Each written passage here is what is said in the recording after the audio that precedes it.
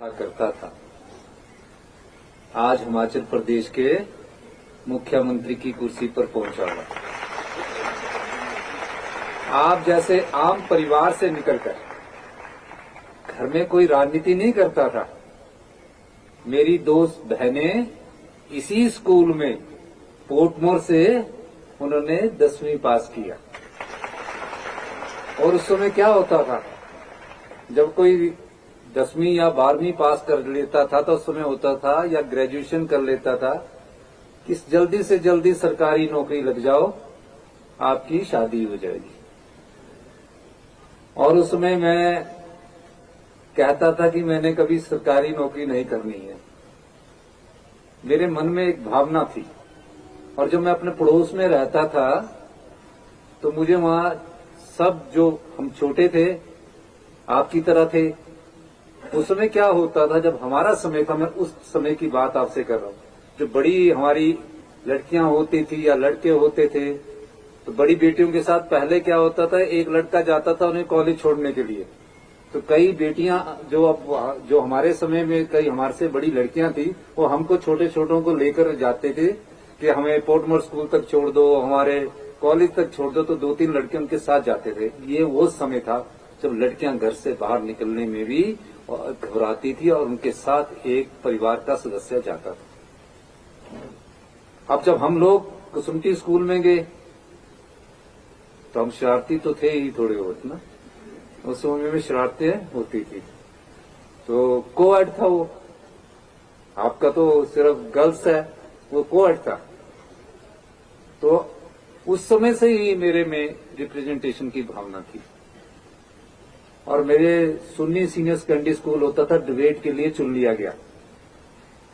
Debate में कम गए हम, वो नदी के पास ज्यादा चले गए। अब वहां जब सब यंग थे तो नदी के पास जब गए तो बीच नदी के पत्थर पर खड़े हो गए, तो कहने लगे कि वो 2-3 छात्र, हम पत्थर पर खड़े हो गए कि वो तो डूबने वाले थे। शाम को हमारा एक्लेमेशन था, मैं भी उसमें गया। अब जब पूरा दिन नदी में रहे तो जब मैंने डिक्लेमेशन दिया तो मैंने सोचा कोई नंबर तो आएगा नहीं, और नंबर आया भी नहीं। ना फर्स्ट में आया, ना सेकंड में आया, ना थर्ड में आया। लास्ट में जो 10 थे उसमें 10वां नंबर मिला था। स्कूल आए तो परेड होती थी उस समय, और उस परेड में बोला कि जो जो डिसओबे करके नदी के पास गए थे उनको बुलाओ। तो हम 4 लड़के आए, प्रार्थना खत्म हुई तो खड़े कर दिया जाता था और बोला था इनको अब डंडे मारो 4-4, हाथ आगे पीछे, हाथ आगे पीछे। उस समय ये समय था। अब तो किसी को बोल भी नहीं सकते, और बोलने का समय भी नहीं रहा। टीचर अगर थोड़ा सा जोर से बोले तो शिकायत हो जाती है। तो ये जागरूकता है। और हम धीरे धीरे 17 साल की उम्र में, जब आप +1 में हैं, मैंने पहला चुनाव गवर्नमेंट कॉलेज शिमला से CR यानी कि क्लास रिप्रेजेंटेटिव का लड़ा, और वहां से मेरा सफर शुरू हुआ। धीरे धीरे धीरे धीरे यूनिवर्सिटी में पहुंचे। यूनिवर्सिटी से लॉ किया, MA किया, पॉलिटिकल साइंस किया। तब भी घर वाले यही कहते थे कि नौकरी करो। हम फिर भी कहते थे नौकरी, मन नहीं लगता था। लेकिन मन में एक विश्वास था, एक लगनशीलता थी, और दिल में एक संघर्ष छिपा हुआ था कि राजनीतिक जीवन में कदम रखा तो राजनीति ही करनी है। कभी ये नहीं सोचा था कि मैंने मुख्यमंत्री बनना। लेकिन धीरे धीरे जब कदम दर कदम हम आगे बढ़ते गए, और एक समय हमने सोचा, क्योंकि 40 साल से जिस वॉकओवर को मैं देख रहा था कि एक दिन मैं इस जगह में जरूर आऊंगा, और 11 दिसंबर 2022 को भगवान के आशीर्वाद से, विधायकों की सहायता से मैं मुख्यमंत्री की कुर्सी पर पहुंचा। तो एक आम परिवार का, एक कर्मचारी का बेटा, साधारण से परिवार से निकलकर, गवर्नमेंट स्कूल से निकलकर आज मुख्यमंत्री की कुर्सी पर पहुंचा है। तो मैं ये कहना चाहता हूं आपको कि आप सब में से कोई बेटियां भी एक दिन जिस भी गोल को अचीव करना चाहती है वो उसको अचीव कर सकती है। लेकिन पेशेंस, लगनशीलता और उस उद्देश्य की पूर्ति के लिए आपको लगे रहना पड़ेगा। कोई भी सफलता आपसे छूट नहीं सकती। यही आपका दायित्व होना चाहिए। जीवन में जरूरी नहीं है राजनीति में ही रहना। जीवन में जिस भी फील्ड में आप जाओगे, इस समाज की आप सेवा करोगे किसी ना किसी रूप में। टीचर बनकर समाज की सेवा करते हैं, डॉक्टर बनकर समाज की सेवा करते हैं, इंजीनियर बनकर समाज की सेवा करते हैं, और इस समाज की सेवा करने में ही आपका ध्येय और लक्ष्य होना चाहिए।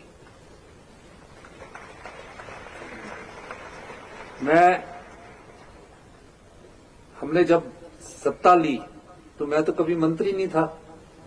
मंत्री चौथी बार हम विधायक बन गए। एक बार मुझे चेयरमैन बनने का मौका मिला, सीपीएस बनने का मौका मिला। तो मैंने सोचा गाड़ी मिल रही है, कुर्सी मिल रही है, सत्ता सुख मिल रहा है, लेकिन मैंने उस समय नहीं लिया। और जब मंत्री ना रहा हो और सीधा मुख्यमंत्री की कुर्सी पर पहुंचा हो और ऐसी आर्थिक बदहाली की राज्य की स्थिति हो, तो हमें क्या कार्य करना चाहिए। उन कार्यों को हमने बांटा और उन कार्यों को बांटने के बाद हमने देखा कि शिक्षा में गुणात्मक सुधार की जरूरत है। आप स्कूल के बच्चे बहुत अच्छे काम कर रहे हैं, बहुत अच्छा पढ़ रहे हैं। पहले गवर्नमेंट स्कूल के बच्चे ही टॉप किया करते थे, अभी तो 97% नंबर आ रहे हैं, 93% आ रहे हैं। उस समय तो 60% से ज्यादा नंबर बहुत कम लोगों के आते थे, और जो 50% से ज्यादा नंबर पीएमटी में ले लेता था वो डॉक्टर बन जाता था। गवर्नमेंट कॉलेज शिमला से कभी बहुत कम मेरिट आती थी, लेकिन 55-53% जो बच्चे नंबर ले लेते थे पीएमटी करने के बाद, प्लस प्री मेडिकल करने के बाद, और जब पीएमटी का टेस्ट देते थे तो वहां से 15 लोग सिलेक्ट होते थे मेडिकल कॉलेज में। और अब जब मैं जाता हूं तो दिल्ली के बड़े बड़े हॉस्पिटल्स में वो टॉप के डॉक्टर हिमाचल प्रदेश के। तो हमारी जो संस्कृति है हिमाचल की, और जो हमारा प्राकृतिक सौंदर्य है, हमारी संस्कृति हमारे मन में सेवा का भाव पैदा करती है, सेवा की भावना पैदा करती है। कहीं भी हिमाचल का लड़का आदमी जाइए, आज सबसे ज्यादा वीरता के पुरस्कार परमवीर चक्र अगर कहीं से किसी स्टेट को मिले, छोटा सा राज्य है, 75 लाख की जनसंख्या है, हिमाचल प्रदेश के लोगों को मिले। तो ये भावना कहां से आई? ये हमारी संस्कृति से आई है। अब शिक्षा में किस प्रकार के सुधार होने चाहिए? महज रूटीन शिक्षा नहीं होनी चाहिए। भविष्य की चुनौतियों को देखते हुए, भविष्य की युवा पीढ़ी को देखते हुए, और युवा पीढ़ी किस प्रकार पूरे विश्व में हमारी चुनौतियों का सामना करे, हम उस प्रकार की शिक्षा में व्यापक सुधार की योजना लेकर आ रहे हैं। शिक्षा मंत्री रोहित ठाकुर जी ने पिछले दिनों इस बारे में विस्तृत चर्चा की है। हमने उसमें पार्टिसिपेट किया कि शिक्षा में जो 40 साल से चल रहा है वहां भी व्यवस्था परिवर्तन की जरूरत है। बच्चे कैसे आगे बढ़े, बेटियां कैसे आगे बढ़ी, कैसे गुणात्मक सुधार हो, कौन बच्चा किस प्रकार किस सब्जेक्ट में कमजोर है, और किस प्रकार टीचर्स और स्टूडेंट्स का एक्सपोजर टूर होना चाहिए। घूमने से भी बहुत अच्छी शिक्षा मिलती है, सीखा जाता है। उन सब चीजों पर हमारी सरकार काम कर रही है। बेसिक एजुकेशन में हम कमजोरी महसूस कर रहे हैं। जो हमारी प्राइमरी एजुकेशन है, वो जो आधार होना चाहिए, वो थोड़ा हमारा कमजोर हुआ है, क्योंकि आगे बढ़ते बढ़ते वो थोड़ा और कमजोर हो जाता है। अगले एकेडमिक सेशन से, जैसे कि शिक्षा मंत्री जी ने हमें वादा किया है कि हम अगले एकेडमिक सेशन से टीचरों की भी कमी नहीं होने देंगे, और जो बच्चों की गुणात्मक शिक्षा में सुधार करना है, उस दृष्टि से हमारी सरकार महत्वपूर्ण बदलाव करने जा रही है। मैं देखता हूं कि हम जब धीरे धीरे कॉलेज के बाद यूनिवर्सिटी पहुंचे, अपने पर मैं महसूस करता हूं तो मेरे में क्या कमी रह गई थी, मुझ में क्या कमी रही थी। तो मैं जब उस कमी का सुधार यूनिवर्सिटी में जाकर करता हूं, अगर हम वो सुधार बच्चे के स्कूल में ही कर दिए जाए तो वो आने वाले समय में किसी भी चुनौती का सामना करने के लिए हमेशा तैयार रहेगा। अभी हम डिजिटल में प्रवेश कर चुके हैं, चैट जीपीटी में प्रवेश कर चुके हैं, एआई में प्रवेश कर चुके हैं। अब बच्चों को कैसे इस दृष्टिकोण से आगे बढ़ाया जाए? ये जो टैब हमने बांटे, ये सिर्फ इसलिए नहीं बांटे, हमने इसलिए बांटे कि इसका आप प्रयोग करें, चाहे पिक्चर देखें, चाहे कुछ और चीजें देखें, गाने देखें, इससे भी आपको लर्निंग आती है, टेक्नोलॉजी के बारे में नॉलेज आती है। आज बच्चे हमसे ज्यादा टेक्नोलॉजी अप्रूव बच्चे हो गए हैं, टेक्नोलॉजी नॉलेजेबल बच्चे हो गए हैं। इस टेक्नोलॉजी का भविष्य में सही इस्तेमाल कैसे करना है, उस दिशा से हमारी सरकार इसमें कार्य कर रही है। हम अगले वर्ष से प्रदेश में 10 ऐसे स्कूलों का चयन करेंगे जो हिमाचल प्रदेश के गवर्नमेंट स्कूल सभी स्ट्रीम्स में बेस्ट हो। डिस्ट्रिक्ट में 5 ऐसे स्कूलों का चयन करने जा रहे हैं जो बेस्ट स्कूल हो। शिक्षा के स्तर में किस प्रकार आगे बढ़ा जाए और शिक्षा स्कूल में आने के लिए किस प्रकार की ड्रेस का चयन किया जाए, वो प्रिंसिपल और एसएमसी पर हम छोड़ देंगे कि कैसे उनको ये ना लगे कि हम तो सिर्फ गवर्नमेंट स्कूल में पढ़ते हैं और जो कॉन्वेंट में स्कूल में पढ़ने वाले बच्चे हैं उनमें कोई ड्रेस में कंपैरिजन हो। कोई भी प्रिंसिपल अगले एकेडमिक सेशन से किसी भी प्रकार की ड्रेस का फैसला है जो एसएमसी होती है उसके आधार पर कर सकता है। इसके बारे में हम चिंतित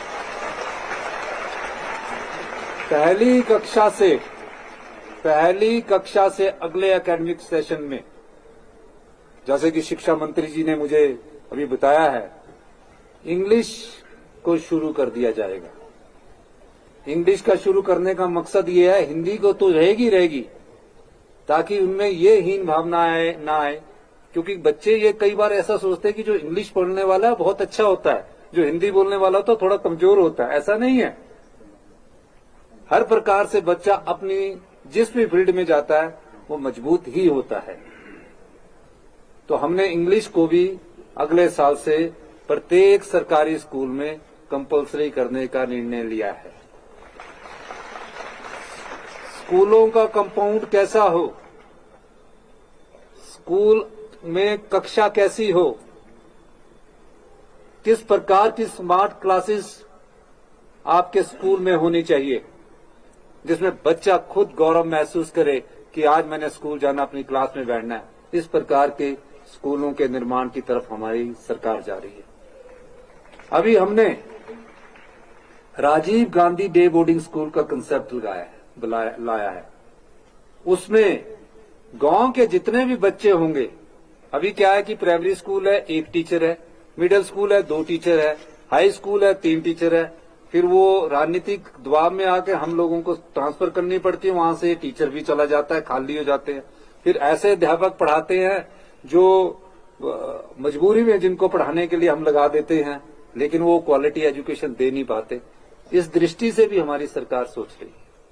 और मेरा मानना है कि हम जब 30 से 40 बीघे में हम Rajiv Gandhi day boarding school बनाएंगे, उस स्कूल में गवर्नमेंट स्कूल होंगे, उसमें बेस्ट टीचर होंगे, बेस्ट प्लेग्राउंड होगा और स्कूल में सारी म्यूजिक से लेकर तो हमारे स्पोर्ट्स की सारी फैसिलिटी उस स्कूल में होगी।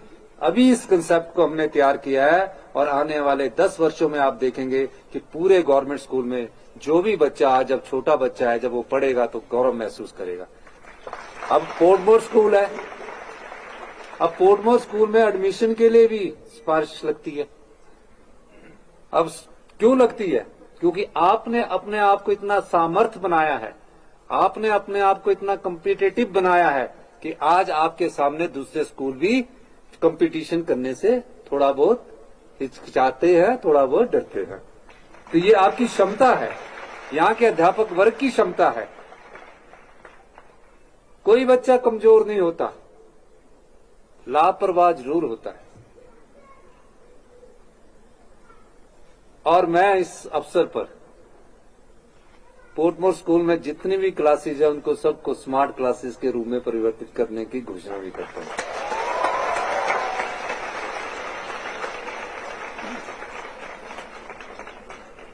इसके अलावा अभी एक बेटी मुझे मिली, एक टीचर ने मुझे बुलाया। समाज में कई ऐसे लोग हैं जिनको कोई आवाज नहीं होती, लेकिन हमारा मानना ये है कि सबसे पहले हमें समाज में उन लोगों की बात सुननी चाहिए जिनकी कोई आवाज नहीं होती।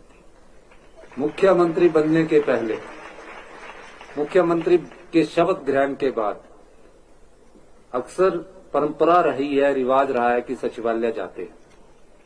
मैंने सबसे पहले बालिका आश्रम, अनाथ आश्रम गया, उनसे मैंने सीखा और मुझे खुशी है कि जो हमने उनसे सीखा था 10 महीने में हमने उन अनाथ बच्चों को जो अपनी माता को खो चुके हैं, जो अपने पिता को खो चुके हैं, हमने उन्हें चिल्ड्रन ऑफ द स्टेट का दर्जा दिया। उनकी पढ़ाई का सारा खर्च 27 साल तक, रोजगार देने तक का सारा खर्च 27 साल तक, घर बनाने तक के लिए हमने इस योजना में, मुख्यमंत्री सुखाश्रय योजना के लिए हिंदुस्तान का पहला कानून बनाया और उन्होंने कानूनी रूप से उन्हें अधिकार दिया कि उन्हें जब भी कुछ पढ़ना होगा, अगर 18+2 के बाद इंजीनियरिंग में सिलेक्ट होते हैं, एमबीबीएस में सिलेक्ट होते हैं, किसी भी प्रोफेशनल कोर्सेज में सिलेक्ट होते हैं या आर्ट्स में पढ़ना चाहते हैं, ग्रेजुएशन करना चाहते हैं, उनकी पूरी फीस सरकार देगी, उनका पूरे हॉस्टल का खर्चा सरकार देगी, 4,000 रुपया पर मंथ पॉकेट मनी देगी, यानी कि साल की 48,000 रुपया, 10,000 रुपया उन बच्चों का, 10,000 रुपया उन बच्चों के लिए। जैसे कि अब सर्दी आती है तो कपड़े खरीदने हैं, गर्मी आती है तो कपड़े खरीदने हैं, वो कपड़े के पैसे भी सरकार देगी। फिर जैसे हम अपने बच्चों को घुमाने ले जाते हैं ना, हम अपने बच्चों को कि चलो घूमने चलो जी, यहाँ चलो, मंदिरों में चलो, तो उन बच्चों की भी तो भावना होगी, उनके माँ बाप तो नहीं रहे। तो हमने उनको कहा कि साल में 15 दिन का एकेडमिक टूर या और टूर, एक्सपोजर टूर, जिसका खर्चा सरकार वहन करेगी, बाई एयर जाएंगे और 3 स्टार होटल में उनको रहने की सुविधा मिलेगी। ये कानून बन चुका है। और कोई अपने चाचा के पास रहता है, कुछ बच्चे तो अनाथ आश्रम में रहते हैं, कुछ चाचा, मामा, ताए के पास रहते हैं, उन सब का खर्चा सरकार देगी। तो इस प्रकार के बच्चों की हमने 4,000 बच्चों की आइडेंटिफिकेशन की, जिसमें से कुछ बच्चे तो एमएससी जियोलॉजी, एमबीबीएस करने के बाद उनकी पढ़ाई के जो खर्चे थे, उन खर्चों को हमने, उन खर्चों में उन्होंने जैसे 2 लाख रुपया अपने स्टार्टअप के लिए मांगा, सरकार ने उसको 2 लाख रुपया दिया। किसी बेटे बेटी की शादी होनी है, उसके लिए भी उसको 2 लाख रुपया दिया। और जब उसका घर नहीं है, कई बार कोई गरीब बच्चा होता, जमीन नहीं है, जायदाद नहीं है, सरकार ने ये फैसला किया कि 2 विश्वा शहर में और 3 विश्वा उसको घर में जमीन भी मुफ्त में उपलब्ध करवाएगी और घर बनाने के लिए 3 लाख रुपया भी उपलब्ध करवाएगी। और कोई बच्चा 27 साल तक पढ़ना चाहता है, पीएचडी करना चाहता है, रिसर्च पढ़ना चाहता है, सारा खर्च सरकार देगी। ये सरकार ने कानून बनाकर उन अनाथ बच्चों को दिया, जिन अनाथ बच्चों के इस समाज में ना माता रही ना पिता रहा, उन्हें चिल्ड्रन ऑफ द स्टेट का दर्जा देकर ये सरकार ने अपना पहला पुण्य कार्य किया। दूसरा, जो बच्ची मेरे पास आई है, क्योंकि जो सरकार चलती है वो बजट के हिसाब से चलती है। अब जैसे घर में 10,000 रुपये आते हैं तो 10,000 का बच्चों की फीस, बच्चों की पढ़ाई का खर्चा, एक्स्ट्रा खर्चा रख के कुछ जमा भी करते हैं कि बेटी की शादी करनी है, बेटे की शादी करनी है। उसी तरह सरकार के पास क्या होता है, जो हमारे पास राजस्व आता है, उस राजस्व को कल्याणकारी योजनाओं में कैसा लगाया जाए, उस दृष्टि से सरकार ने उन लोगों की पहचान करने की कोशिश की है जिनकी कोई आवाज नहीं थी, उस आवाज को हमने पहचाना है। इसी कड़ी में अगले बजट में हम जो स्पेशल बच्चे हैं, जो बच्चे सुन नहीं सकते, बोल नहीं सकते, चल नहीं सकते, किसी प्रकार से दिव्यांग हो चुके हैं, देख नहीं सकते, उन सब बच्चों के लिए हमारी सरकार एक योजना लेकर आ रही है, जिसकी घोषणा हम अगले बजट में करेंगे, ताकि वो ये महसूस करे कि आज अगर हमारे पास कुछ ताकत है तो ये सरकार की ताकत है और ये हमारा अधिकार है, सरकार को इस अधिकार को देना पड़ेगा। इस प्रकार के हम अगले बजट में योजना लेकर आएंगे। ताकि वो पढ़ भी सके, और उनके लिए भी ऐसी योजना होगी कि कहीं ठीक हो सकता हो कोई बच्चा, तो उसके लिए भी सरकार धन उपलब्ध करवाएगी। इस बार के बजट में हमने जो पढ़ी लिखी बेटियां हैं, मेधावी छात्र है, उनको हमने कहा है कि इलेक्ट्रिकल स्कूटी अगर कोई लेगा तो उसे 25,000 रुपए का स्पेशल अनुदान देंगे, क्योंकि हिमाचल को हमने ग्रीन स्टेट बनाना है अपने प्राकृतिक सौंदर्य के साथ, उसका प्रावधान किया है। इसके अलावा जो बच्चा आर्थिक स्थिति से कमजोर होता है पर पढ़ने में बहुत तेज होता है और वो डॉक्टर बनना चाहता है, लेकिन हालात ऐसे होते हैं कि वो आर्थिक तंगी में रहता है, आपको मैं इस योजना का बताना चाहता हूं कि हमारी सरकार ने किसी भी +2 के बाद कोई भी बच्चा, क्योंकि इसकी जानकारी आपको नहीं होगी, कोई भी बच्चा डॉक्टरी में सिलेक्ट हो जाता है, इंजीनियरिंग कॉलेज में सिलेक्ट हो जाता है, नर्सिंग कॉलेज में सिलेक्ट हो जाता है, किसी भी प्रकार के प्रोफेशनल कोर्सेज में सिलेक्ट हो जाता है, या ग्रेजुएशन में करना चाहता है, पीएचडी करना चाहता है, एमफिल करना चाहता है, एमए करना चाहता है, हमारी सरकार ने डॉक्टर वाईएस परमार जी के नाम से एक ऋण योजना शुरू की गई है।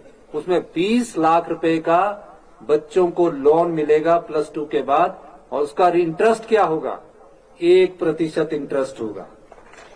वो 1% इंटरेस्ट होगा। अब उसको कैसे लागू करना है वो भी हमने बना दिया है कि अगर उसकी एडमिशन एकदम होगी तो वो अपने डिप्टी कमिश्नर के पास जाएगा कि मेरी एडमिशन होगी, फर्स्ट सेमेस्टर की एडमिशन डिप्टी कमिश्नर उसकी जमा करवाएगा, और उसके बाद उसका जो लोन होगा वो भी डिप्टी कमिश्नर के माध्यम से बैंक के द्वारा उपलब्ध करवाया जाएगा। उसका जितना भी इंटरेस्ट होगा, जैसे 9% में मिलता है, 8% इंटरेस्ट सरकार देगी, 1% बच्चा देगा। हम वो भी माफ कर सकते थे, लेकिन हमने कहा हम भावना वो पैदा करना चाहते हैं, मुफ्तखोरी की भावना को पैदा नहीं करना चाहते। कल को वो कहीं भी जिंदगी के मोड़ पर चला जाए, उसको ये लगे कि सरकार ने मुझे पढ़ाई के लिए धन दिया है, आज मैं इतना सामर्थ हूं, जब वो सामर्थ हो कि मैं आज इतना सामर्थ हूं, मैं इस धन को सरकार को वापिस करना चाहता हूं। तो इस प्रकार की नैतिकता हम आप बच्चों में भी चाहते हैं। ये उन बच्चों के लिए हमने योजना लागू की है, वाईएस परमार विद्यार्थी ऋण योजना को हमने शुरू किया है। ये क्यों किया है, ताकि बच्चे हमारे अच्छी शिक्षा प्राप्त कर सके। इसके अलावा हम विचार कर रहे हैं कि हमारी बेटियों की जो शादी की उम्र है उसको बढ़ाया जाए। इसके बारे में हमारी एक सेक्रेटरी लेवल की मीटिंग हुई है। कानूनी पहलुओं को देखा जा रहा है, राजनीतिक पहलुओं को भी देखा जा रहा है। ऐसा होता है, जो हमने पाया है, जो मैंने अपने जीवन में अनुभव किया है, गांव में 18 साल की बेटी जाती है, +2 कर देती है, तो माँ बाप को फिक्र लग जाता है कि फटाफट शादी कर दो। हमने कहा कि आज बेटियां आगे बढ़ रही है, उनको बढ़ने का मौका मिलना चाहिए, और हम 18 से 21 साल करने में एक सेक्रेटरी लेवल्स का हम ग्रुप बना रहे हैं, ताकि बेटियों की जो उम्र है वो शादी की 21 साल की जाए, ताकि वो आगे बढ़ सके। इस बारे में ये मैंने पहली बार आपके सामने इसलिए घोषणा की है कि इस बारे में हमारे को राजनीतिक नुकसान भी देखना पड़ता है, जो चुनकर आती है ना, तो कई लोग बोलेंगे, तो उस सब चीजों को अनुभव करने के बाद हम इसको लागू करेंगे। और हम जब हमारी आर्थिक स्थिति मजबूत होगी तो हम आपके लिए पेंशन योजना लेकर भी आ रहे हैं। इसी दृष्टि से ये अभी नहीं आ रहे हैं, सरकार के पास जैसे जैसे धन आएगा, पर आने वाले 5 सालों में जो मैं कह के जा रहा हूं वो सब होगी। और आने वाले 5 सालों में हिमाचल प्रदेश की अर्थव्यवस्था पटड़ी पर होगी। जब अर्थव्यवस्था पटड़ी पर होती है तो इसका मतलब हमारे पास, राज्य के पास राजस्व बढ़ने लग पड़ा है, और 10 साल में हिमाचल प्रदेश हिंदुस्तान का, जब भी आप हिंदुस्तान के किसी कोने पर जाएंगे, कहीं भी जाएंगे, बड़े गौरव से कहेंगे, बड़े गर्व से कहेंगे कि हिंदुस्तान हिमाचल प्रदेश का सबसे समृद्धशाली और अमीर राज्य है। इस प्रकार की नीतियां हमारी सरकार बना रही है। अभी हमने आपको लैंड होल्डिंग एक्ट में बेटियों को हमने अधिकार दिया है अभी हमने आपको अधिकार दिया। पहले लैंड होल्डिंग एक्ट में बेटियों का अधिकार नहीं होता था। 1971 के एक्ट को हमने अमेंड किया और अधिकार दिया। इसके अलावा हम 30% का आरक्षण अभी पुलिस में भर्ती हो रही है। महिलाओं के लिए सीट रिजर्व करने जा रहे हैं। कल भी मैंने वहां कहा था। और जब महिलाएं डिसीजन मेकिंग में होगी, यानी फैसला लेने की स्थिति में होगी, तभी महिलाएं पुरुष प्रधान समाज के मुकाबले में बराबर खड़ा हो सकती है। तो ये अधिकार आपको शिक्षा भी देती है, ये आत्मविश्वास आपको शिक्षा भी देती है और कानून भी देता है। तो मेरा ये मानना है कि जब मैं कोई 12-15 साल पहले अपने कॉलेज नदौन में गया, तो मैंने जब वहां पूछा तो वहां 1300 बेटियां वो ग्रेजुएशन कर रही थी और लड़कों की संख्या सिर्फ 800 थी।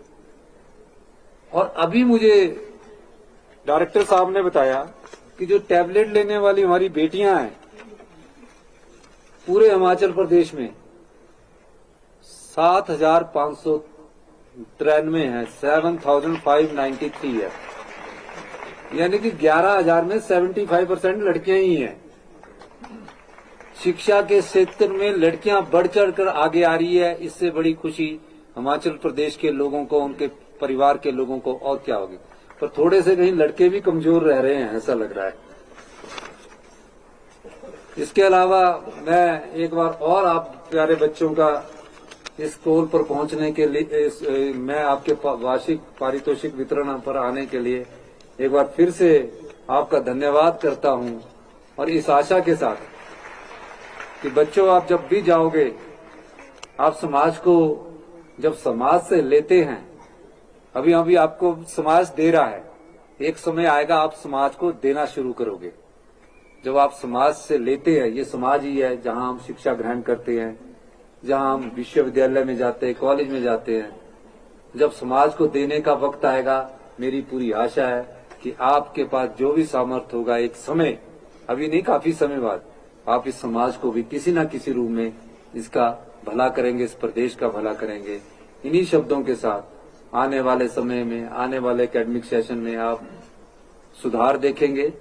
सुधार कोई एक रात में नहीं होते, परिवर्तन कोई एक रात में नहीं होता, लेकिन सुधार दिखने शुरू होते हैं। और 2-3 साल में आप शिक्षा के स्तर में जो हमारी कमी आई है, हम कोई 18-20 स्थान नीचे चले गए हैं, उसमें काफी अच्छा सुधार हम करेंगे।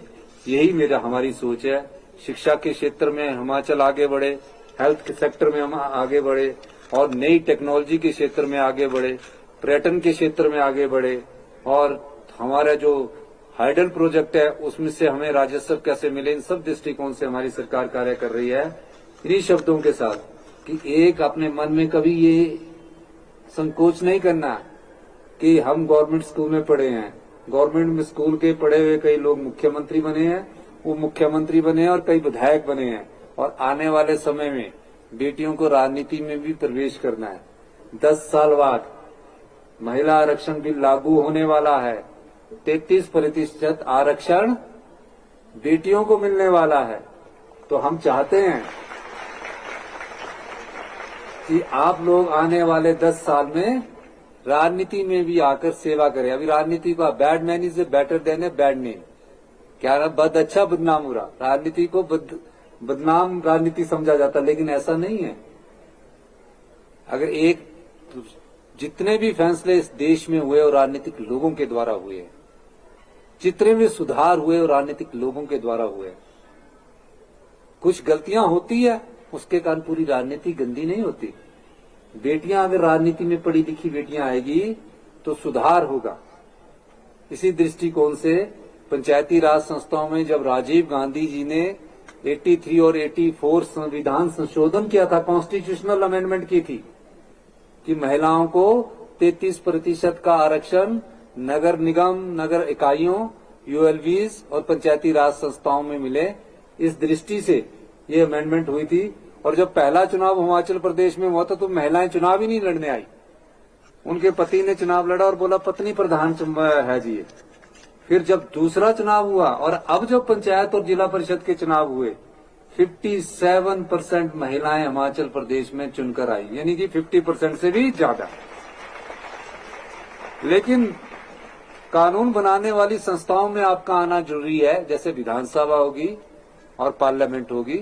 उस दृष्टि से अमेंडमेंट हो चुका है, और अमेंडमेंट जब कानून पास हो चुका है तो आने वाले समय 10 सालों में आप थोड़ा संकोच करेंगे, लेकिन एक समय में आपकी संख्या अधिक होगी और पढ़ी लिखी बेटियां जब हमारे राजनीति के विधानसभा में आकर किसी मुद्दे पर बहस करेगी तो उससे ज्यादा खुशी हिमाचल के लोगों को और हिमाचल के समाज को क्या होगी। इन्हीं शब्दों के साथ एक बार फिर से मैं प्यारी बेटियों को बहुत बहुत शुभकामनाएं देता हूं, और जिन कलाकारों ने इसमें भाग लिया और उनके जो कल्चर ट्रूप्स है, उनको मैं सबको, जो भी बच्चियां हैं उनको 1 लाख रुपया देने की अपनी तरफ से घोषणा करता हूं। और इन सब बच्चियों को, क्योंकि इन्होंने इंस्ट्रूमेंट खरीदने होते हैं, ओ चक्कर आगे बैठ बैठा रहा है।